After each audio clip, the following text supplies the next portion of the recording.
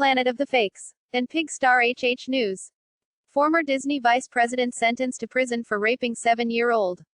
A former Walt Disney Company vice president was sentenced Friday to nearly 7 years in prison for sexually abusing a 7-year-old girl following a child abuse investigation. A former Walt Disney Company vice president was sentenced Friday to nearly 7 years in prison for sexually abusing a 7-year-old girl following a child abuse investigation.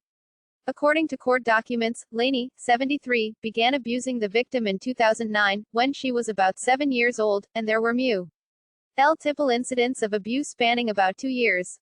Laney will serve 81 months for 4 counts of first-degree child sexual abuse. Judge Benjamin Saweet had previously acquitted Laney of 3 counts of first-degree rape and 3 counts of first-degree sex abuse. Michael Laney attempted to wriggle out of the prison sentence by claiming that his wife is too sick to be left alone.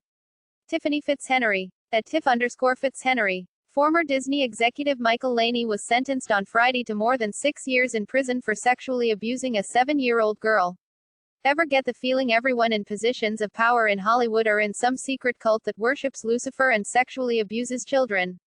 View image on Twitter. 3402. 10:19 p.m., June 16, 2019. Twitter ads info and privacy. 2,573 people are talking about this. Oregon Live reports, Laney's attorneys, Stephen Howes and Jacob Howes, on Thursday asked the court to postpone enforcing any part of his sentence that would send him into custody while Laney appealed part of the sentence. In a supporting statement, Jacob Howes said the claims against Laney were contradictory and inconsistent, and that there was no physical evidence. The character of the evidence is just stories, and the strength of those stories is exceedingly low, Howes wrote in a statement. Laney's attorneys also cited some of Laney's personal circumstances, noting that he is the caretaker for his wife, who has Parkinson's disease. Sentencing Mr. Laney to any amount of incarceration, much less an actuarial true life sentence, disproportionately impacts him more than a defendant with those personal characteristics, they said in a statement.